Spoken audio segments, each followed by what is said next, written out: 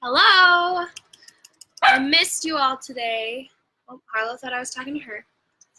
So today's story is a little bit longer, but I thought it was perfect for Black History Month. This is a story about Harriet Tubman. It's called I Am Harriet Tubman. So I'm going to get started right away, and then I will just say hi to you as you log on here. I will not be at school tomorrow either. I have an appointment, so I will see you on Thursday though. All right, don't forget early release tomorrow. That was scheduled. So I Am Harriet Tubman. It's by Brad Meltzer. He has a whole series of these, and this is the newest one. I Am Harriet Tubman. Do you know what the North Star is? It's one of the brightest stars in the sky. Unlike other stars, which may seem to move, the North Star always stays where it is. When you find it, I'll show you which way is north. It'll show you which way is north. Today, people know my name is Harriet Tubman. So she's talking down here. But when I was born, I was called Araminta or Minty. I was the fifth of 9 children born in Maryland around 1822. When's your birthday? I don't know. How can you not know your own birthday? Because I was enslaved. Back when I was growing up in certain parts of the country, if you were Black, you were most likely enslaved. We didn't have a choice. Being enslaved meant we were forced to work without pay. We were treated terribly. I cut my hand. I don't care, keep working. Can we have water? No, keep working. We lived in tiny shacks with no windows. We slept on the floor or in boxes filled with straw. As kids, we had to wear sacks. And they certainly didn't celebrate our birthdays or keep records of when we were born. Here's both of these pages. Worst of all, being enslaved meant we were property. No different from a horse or a piece of furniture. That meant my family, my mom and dad included, was owned by someone else. They could sell us, and they did. Well, where are my sisters going? Our owners sold them. They'll have new owners now. Please, Mama, please don't let them take us. So here on the cart, her sisters were taken away. Slaves were supposed to do whatever our owners told us to. The next time they came, though, my mother was ready. Someone wanted to buy my youngest brother. She had asked other slaves to help her hide my brother in the woods for nearly a month.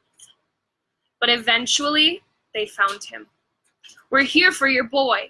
You can't have him. What did you say? You heard me.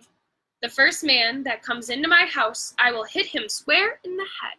Hi, Jess. It was a powerful moment. My mother standing up to those men. Was it dangerous? Definitely. But it was right. After that, they didn't sell my brother. As early as I can remember, I loved listening to my mother tell stories. She taught me some of life's most important lessons. Being enslaved, it was against the law for us to read or write. But she told me stories from the Bible, including the tale of Moses. He was the leader of the Israelites. He led them out of slavery to freedom. Freedom from slavery. It's like this story. And it is, you'll see. When I was around 6 years old, it was my turn to start working. I still lived with my family, but my owners hired me out to another farm. See that water? We set traps for muskrats in there. Get in and see if we caught any. But the water's freezing. You talk back to me, you get in there or else.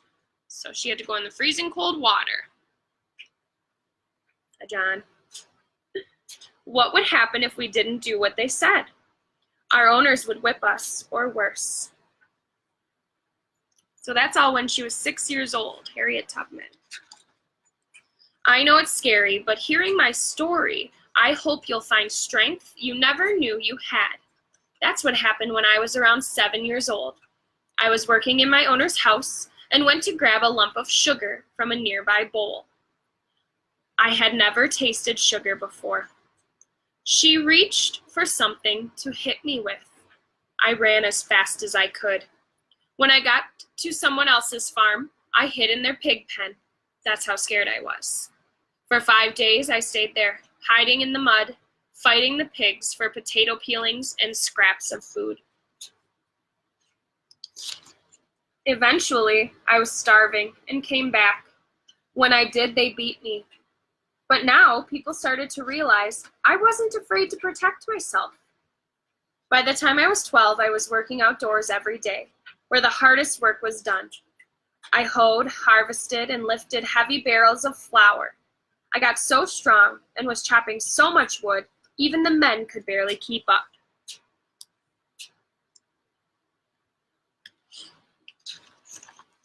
Working in the fields gave me more than physical strength. It gave me time to learn from other enslaved people, time to consider new ideas. Did you hear? 3 slaves escaped from the broadest plantation. Escaped? They went up north, out of Maryland, where slavery is illegal. Up there, everyone's free. Just like we should be. During that time, I spent many nights looking at the sky. My father was the one that taught me about the North Star. It always points north. That's where Black people are free, right? In the north. Exactly. Follow the North Star and you'll always know you're headed in the right direction. Since slavery was so terrible, you may be wondering why we didn't all run away. It was nearly impossible. One night while doing errands at a nearby store, I saw an enslaved man who had left his farm without permission. I couldn't have stopped that man from running, or I could have stopped that man from running, but I refused to. Enraged, a supervisor from the farm picked up a heavy weight, aiming for the slave. It hit me instead, hard. I got knocked out. It was an injury that forever changed my life. Since I didn't die, I decided God had a plan for me and was guiding and protecting me.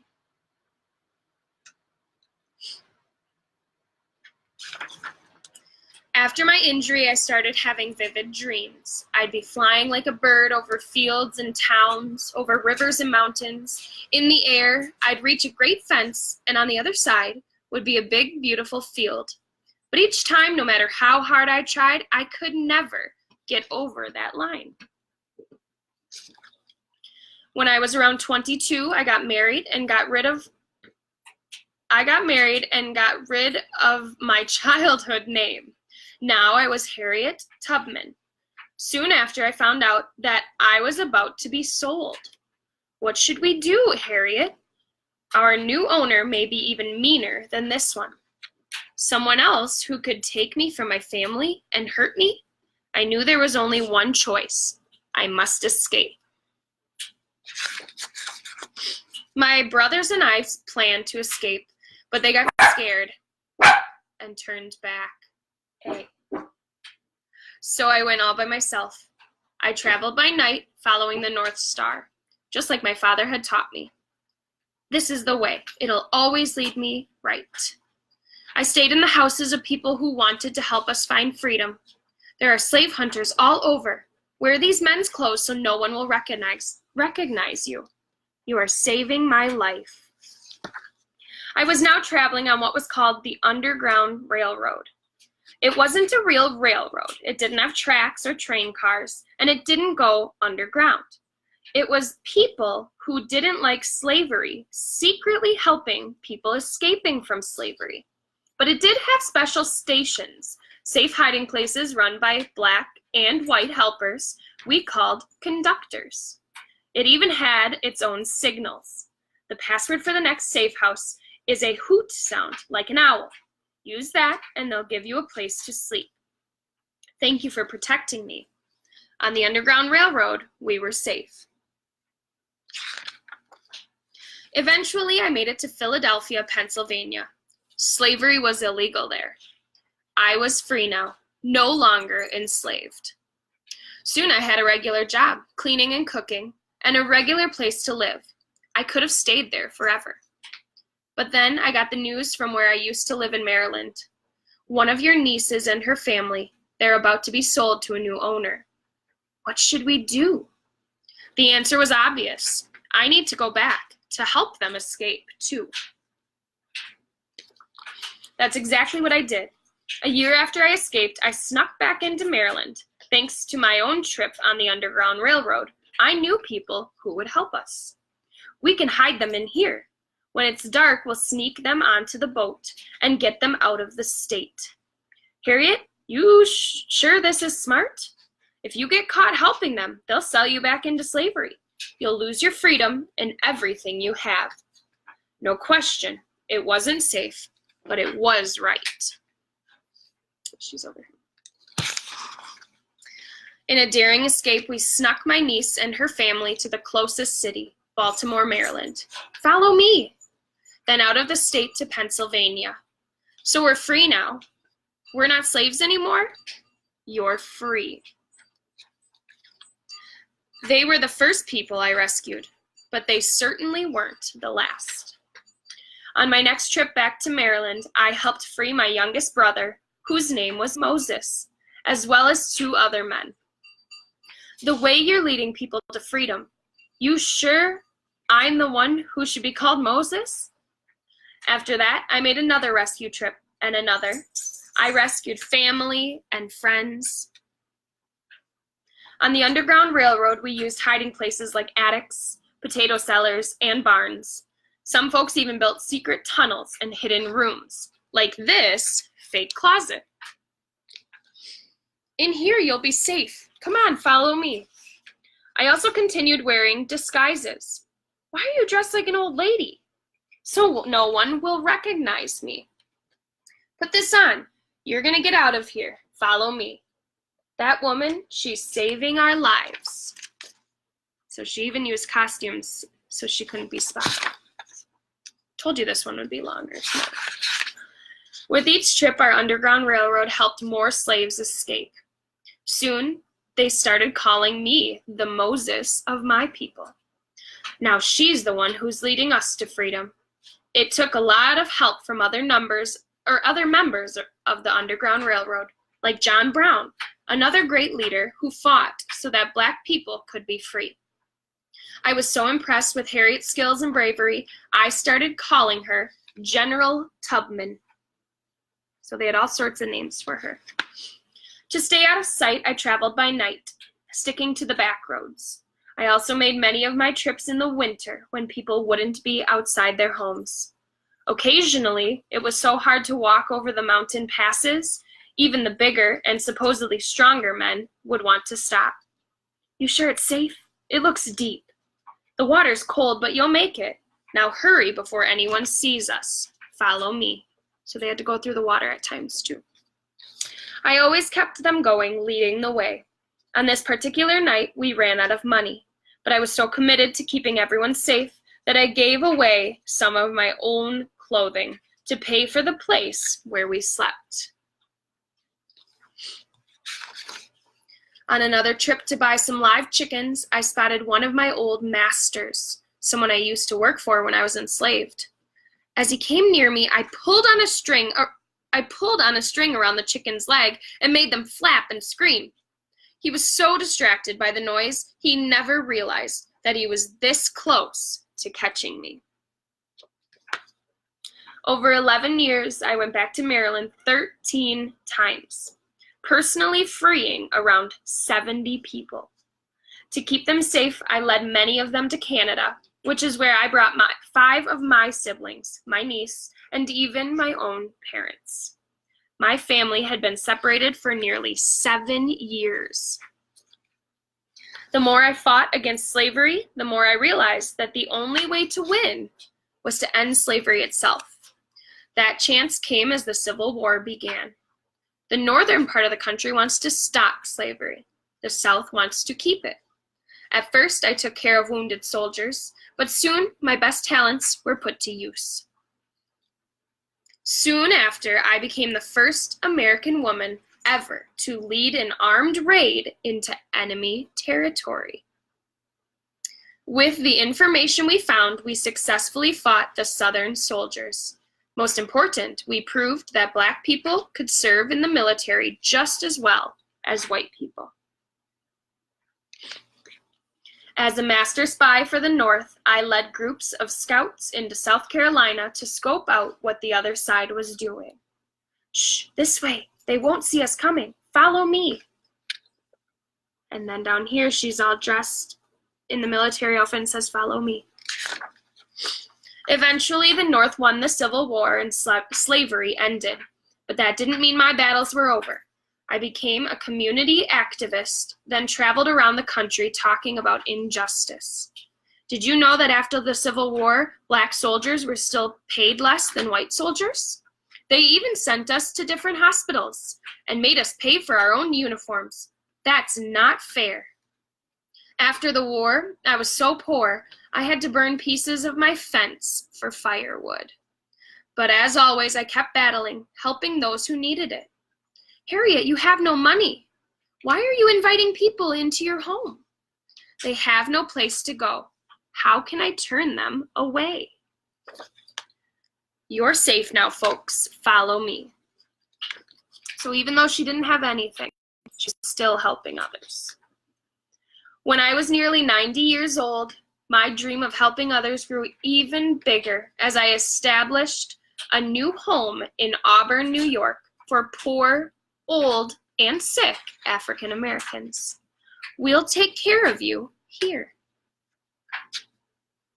She was almost 90 when she did that. In my life, I was told I couldn't make my own choices, told I would never escape, but I did. I fought for my independence, and once I had breathed the air of freedom, I knew I needed to help others breathe it too. The measure of success isn't what you achieve for yourself, it's what you do for others. Think of yourself as a bird. Some days you'll climb high, some days you'll fall. But when you pass the clouds and reach the top, you have a choice. You can stay up there and enjoy the view, or you can go back down and bring others up to join you. Did you know that Harriet Tubman also spoke up for women's rights, working with Susan B. Anthony? Chloe, I know you did your biography on Susan B. Anthony, to make sure women got the right to vote. Today, there are dozens of schools and parks named after her, as well as a statue in New York recognizing her work with the Underground Railroad. So here's the statue. What she did wasn't easy, but it was right. I'm following her. And if you notice, it looks like the little Martin Luther King Jr. from one of Brad Meltzer's other books. I'm excited that she'll be on the $20 bill, the only woman or African American on American paper money. When you help yourself, you can fly. But when you help others, you truly soar. So they're all talking about her and how inspirational she was. In every life, we face hard decisions. At those times, we can make the safe choice or the right choice. Would you put yourself at risk to help someone else? Would you stand up to someone mighty in order to help someone who is weak? To answer those questions, you must follow your heart, your own North Star. It will always point you in the right direction. I am Harriet Tubman. Follow me. I will lead the way to freedom.